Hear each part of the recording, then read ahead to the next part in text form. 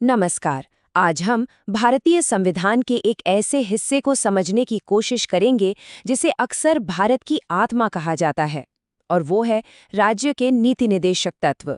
अब ये सिर्फ कोई कानूनी नियम नहीं है, बल्कि एक बेहतर भारत का सपना है। चलिए देखते हैं कि ये सपना है क्या और कैसे काम करता है।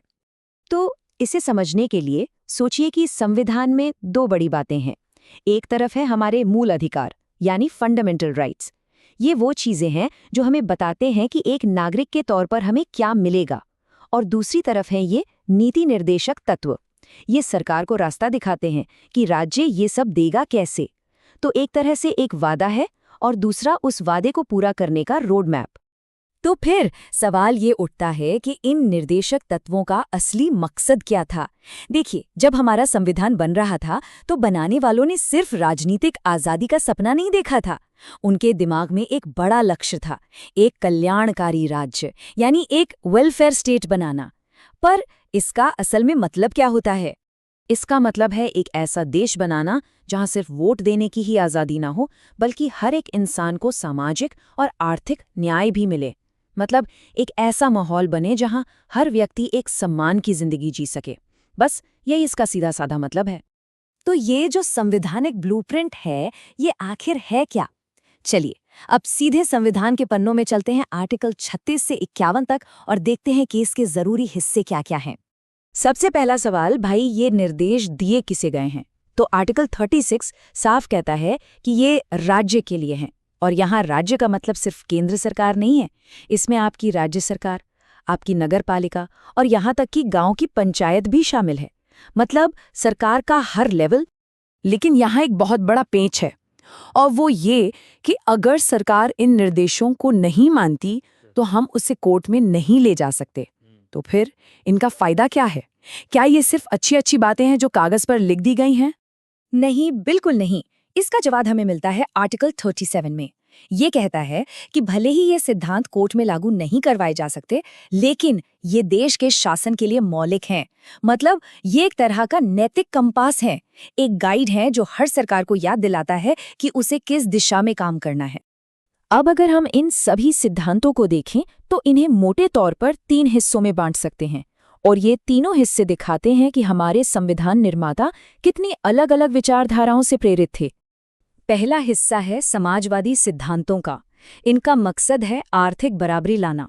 जैसे कि आर्टिकल 39 कहता है कि चाहे मर्द हो या औरत, अगर काम एक जैसा है तो तनख्वाह भी एक जैसी मिलनी चाहिए।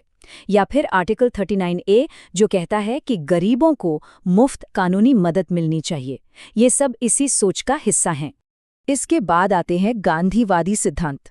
जैसा कि नाम से ही जाहिर है, इनमें हमें महात्मा गांधी के विचारों की साफ झलक मिलती है। इनमें जोर दिया गया है गांवों को मजबूत बनाने पर, मतलब जमीनी स्तर पर लोकतंत्र लाने पर।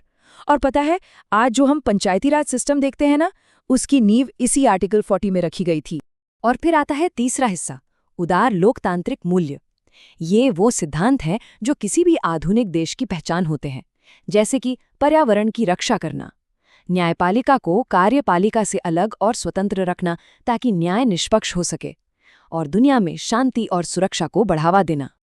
अच्छा, इन्हीं सब सिद्धांतों में से एक है आर्टिकल 44, जो हमेशा से ही देश में एक बड़ी बहस का मुद्दा रहा है। ये एक बड़ा सवाल खड़ा करता है, क्या पूरे भारत में हर नागरिक के लिए उनके पर्सनल मामलों में एक जैसा कानून होना चाहिए? जी हाँ, यही है यूनिफॉर्म सिविल कोड या यूसीसी, जिसके बारे में हम अक्सर सुनते हैं।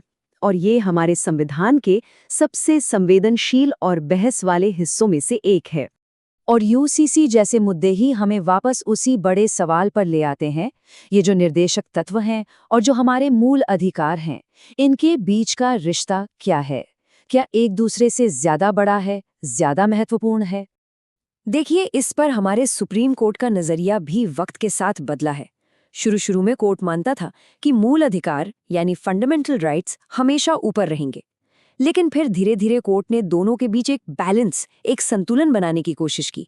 और आज की तारीख में ये माना जाता है कि दोनों एक दूसरे के पूरक हैं, एक दूसरे के बिना अधूरे हैं। तो आज का जो सिद्धांत है वो बड़ा साफ है। ये दोनों एक ही सिक्के के दो पहलू हैं। आप एक के बिना दूसरे की कल्पना नहीं कर सकते। दोनों मिलकर ही हमारे संविधान के बड़े लक्ष्यों को पूरा करते हैं। तो चलिए, अब तक हमने जो भी समझा उसकी सबसे ज़रूरी बातों को एक बार फिर से देख लेते हैं। तो क्या हैं वो गोल्डन पॉइंट्स जो याद रखने हैं? पहली बात, ये संविधान के पार्ट 4 में आर्टिकल 36 से 51 तक हैं। दूसरी, इनकी प्रेरणा आयरलैंड के संविधान से ली गई है। तीसरी, इन्हें एक वेलफेयर स्टेट की आत्मा कहा जाता है। और सबसे ज़रूरी बात, भले ही आप इन्हें लेकर कोर्ट नहीं जा सकते, लेकिन देश चलाने के लिए ये बुनियादी सिद्धांत हैं। ये देश की नींव हैं। तो आखिर में हम कह सकते हैं कि ये जो नीति निदेशक तत्व हैं, ये सिर्फ इतिहास की किताब का कोई पन्ना नहीं है। ये एक जिंदा दस्तावेज है, एक लिविंग डॉक्यूमेंट जो आज भी भारत को रास्ता दिखा रहा है। अब सवाल ये है कि इस राष्ट्रीय ब्लूप्रिंट का अगला चैप्टर क्या होगा और उस चैप्टर को लिखने में हम सबकी भूमिका क्या होगी।